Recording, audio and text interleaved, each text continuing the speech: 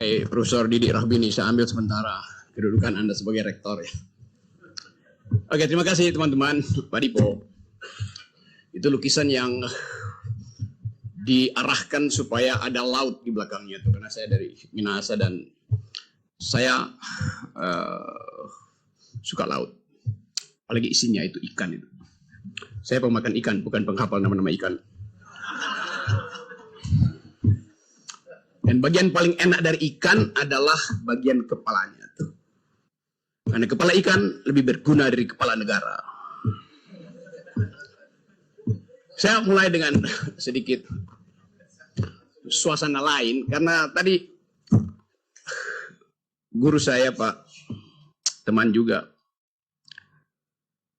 Pak Salim Said, memulai dengan cucuran air mata. Atau dia menceritakan sahabatnya Gunawan Muhammad yang bercucuran air mata. Pertanyaannya, apa yang disesali, Tuan? Kalau ada lagu Don't Cry For Me Argentina, itu semacam tipuan dari Evita Peron waktu itu untuk mengambil kembali semangat dari rakyat yang mulai pudar, tidak lagi percaya pada jenderal yang ada suaminya tuh. Don't Cry For Me Argentina, lu apa liriknya tuh? The truth is I never let you. Itu dasarnya tuh. Jadi kalau kita bicara tangis menangis, memang banyak orang yang bersedih karena demokrasi yang diharapkan, diupayakan oleh Presiden Jokowi batal demi keluarga, bukan demi yang lain. Dibatalkan hanya oleh urusan satu kotak kongguan gitu. Jadi kita bayangkan, tadi statistik diterangkan oleh Jilal, bahwa ada disparitas. Ya oke lah, disparitas terjadi di mana-mana. Tetapi tadi saya dapat berita bahwa, bukan berita, semacam snapshot dari TikTok. Seorang perempuan di Subang mengulas fenomena bertebarannya baliho Kaisang di desa-desa di Jawa Barat. Dan kalau kita bikin semacam praduga bersalah, pertanyaan kita, siapa yang menebarkan itu? Bahkan dikatakan di situ akan disebarkan di seluruh Indonesia. Saya menghitung kira-kira akan ada 10 juta baliho akan disebar di seluruh Indonesia. Di setiap desa. Berapa banyak desa di Indonesia? Ada berapa banyak? 400 ribu ada. Oke, 30 ribu. Berapa? 74 ribu lebih. 74 ribu lebih, satu desa ada 20 baliho. Artinya ada kurang lebih 1,5 juta baliho akan dipasang di desa-desa. Dari mana uangnya tuh? Kalau satu baliho 100 ribu. Apakah PSI punya dana sebanyak itu? Partai Solidaritas Indonesia. Di mana dia dicetak sehingga tiba-tiba dalam 2 hari udah ada 1,5 juta itu? Ya pasti dicetak di Cina mungkin yang punya mesin itu. Dan siapa yang bayar? Itu masalahnya. Jadi Anda bayangkan, satu anggota keluarga difasilitasi sedemikian masif oleh uang dan kekuasaan dan aparat. Saya bisa menduga itu pasti dipasang polisi. Aparatnya. Mana ada PSI sebanyak itu bisa pasang di Indonesia. Jadi kita mulai berpikir tentang satu upaya untuk membusukkan demokrasi. Satu demi satu anak muda. Sedemikian banyak uang dibuang. Setiap malam pasti ada upaya memasang di semua desa baliho sang ketua PSI. Pada malam yang sama, ada 17 juta manusia Indonesia tidur dengan perut kosong. Statistik dunia bilang begitu. Kemiskinan di Indonesia, kelaparan di Indonesia tertinggi di Asia. 17 juta perut tidur dalam keadaan lapar setiap malam. Anda coba lihat kontrasnya. Kalau kita bilang bahwa ada kesempatan untuk mengharapkan kecerdasan, mengharapkan kemakmuran, yang diperintahkan oleh konstitusi pada setiap presiden cuma 2. Cerdaskan kehidupan bangsa, rawat fakir miskin. Presiden siapapun visinya cuma itu. Ngapain nambah visi itu? Memang cuma itu, rawat Fakir miskin, cerdaskan seluruh bangsa. 9 juta fakir miskin mau dikasih makan kongguan.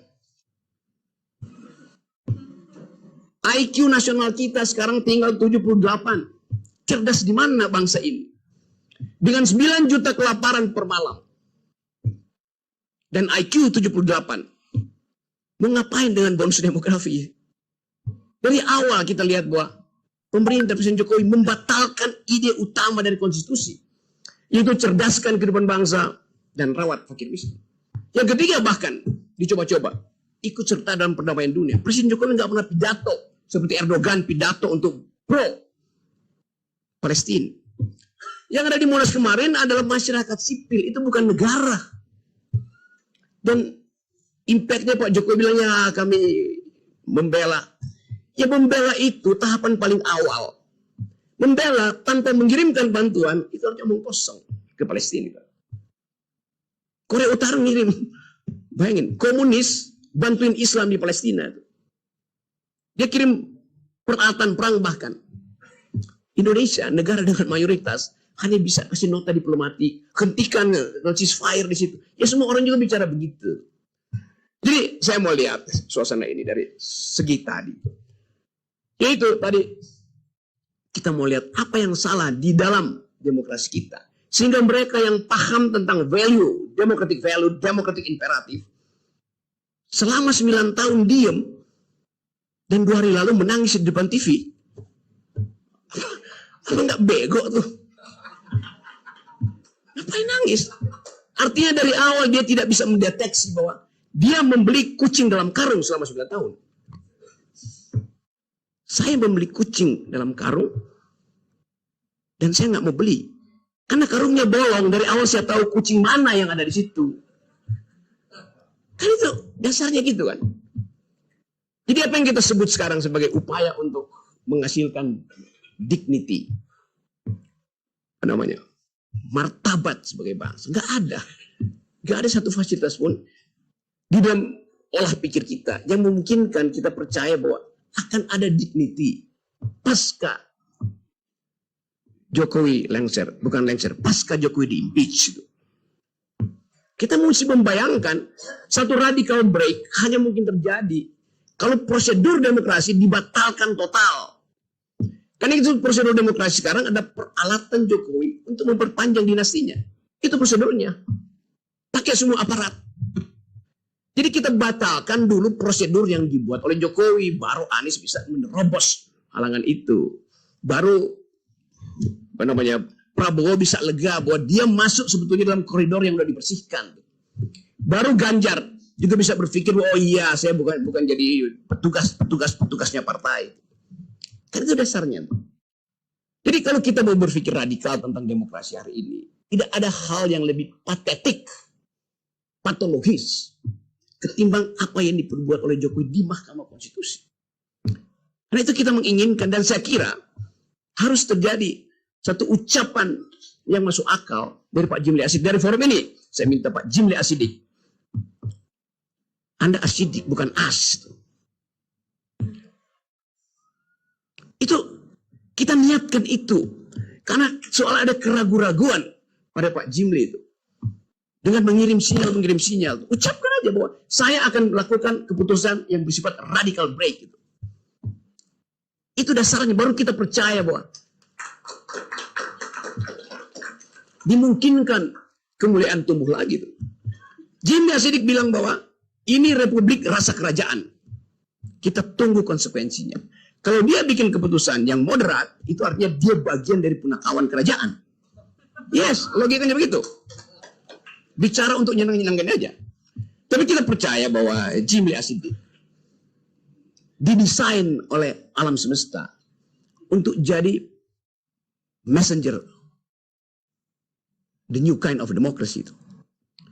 Jadi tolong viralkan ucapan saya supaya sampai pada Jimli. Dari Australia saya masih hubungan dengan dia. Saya bilang, Anda diminta untuk jadi seorang etikus, bukan sekedar seorang teoretikus dalam kebijakan negara. Dan itu yang kita inginkan. Rakyat ini menunggu seorang etikus menumbuhkan kembali harapan. Kesempatan itu ada.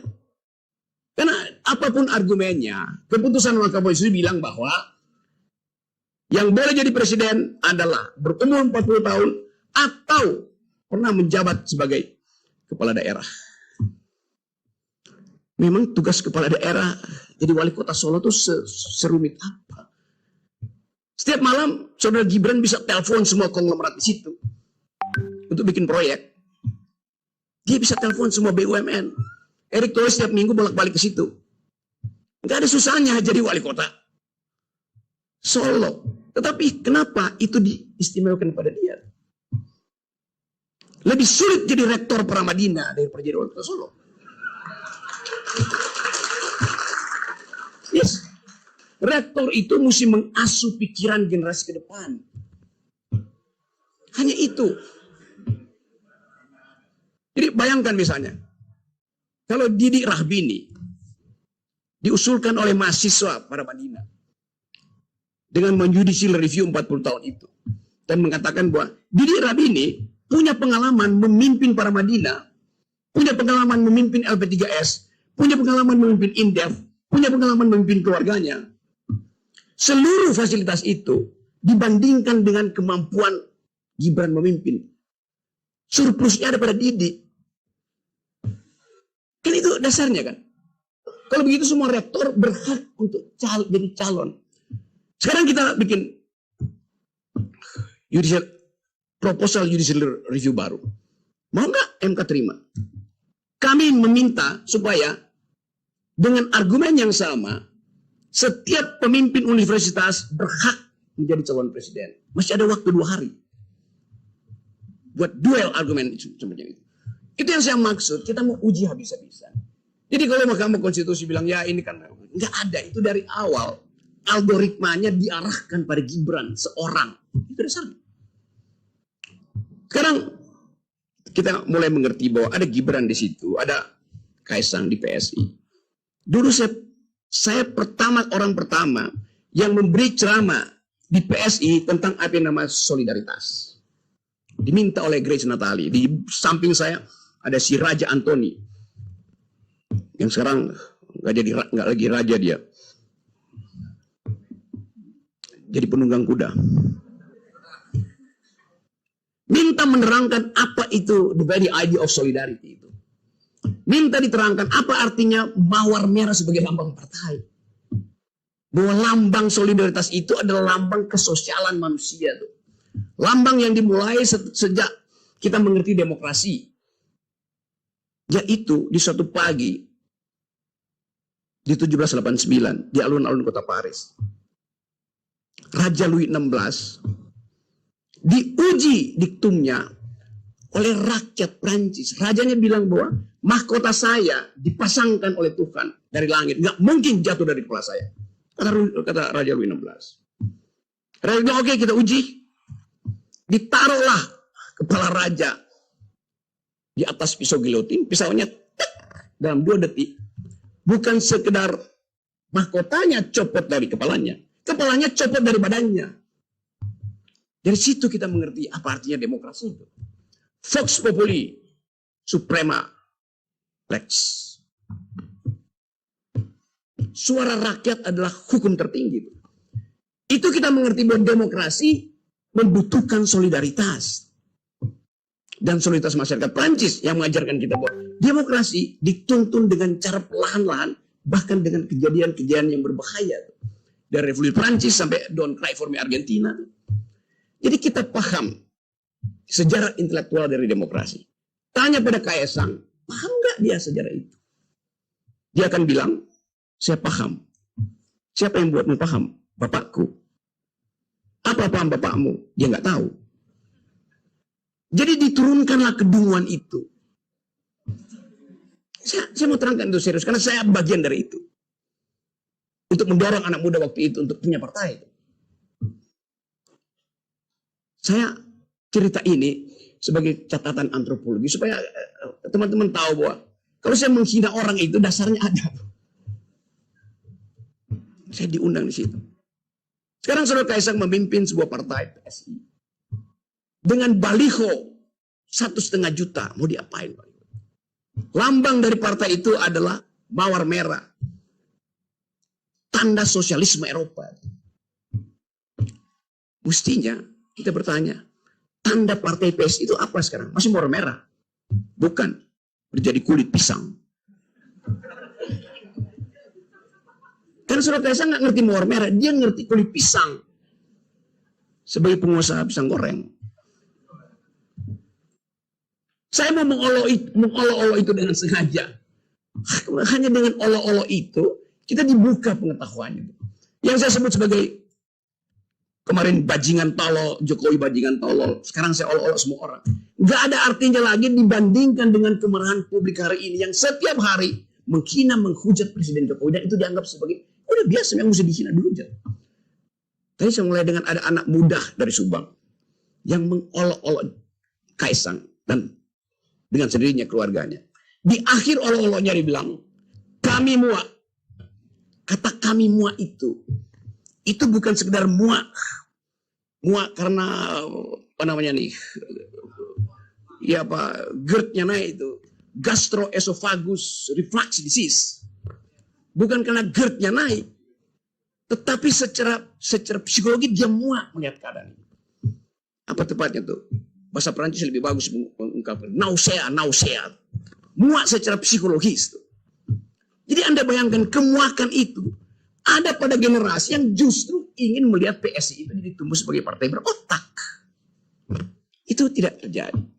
Jadi teman-teman semua, kita mulai dengan keadaan itu. Untuk memperlihatkan bahwa yang kita sebut sebagai peradaban bangsa berubah karena diolah oleh para bangsa. Itu. Jadi teman-teman, saya diminta kasih pengantar pendek supaya kita bisa diskusi. Yang penting adalah bagi kita mesti bisa membayangkan satu perubahan politik di Indonesia dalam 1-2 minggu ini berlangsung di luar sistem elektoral. Kalau itu terjadi, dan sangat mungkin terjadi, siapa yang memimpin itu? Itu pertanyaannya. Dia akan dipimpin oleh ini. Tadi kata Didi Rafini, Institut Peradaban tidak punya kampus. Saya bilang, kita berkampus pada peradaban. Dan Institut Peradaban berupaya untuk mengingatkan terus bahwa ini adalah the community of thought. Komunitas pikiran. Karena itu, keinginan kita adalah melengkapi proses beradab yang sudah ditanamkan oleh para founding parents kita. Itu berdebat tentang ide. Bertengkar dengan argumen. Bukan kirim-mengirim sentimen. Itu yang hendak dilanjutkan oleh Institut Peradaban. Itu pikiran-pikiran peradaban yang dimulai sejak bangsa ini tahun 30.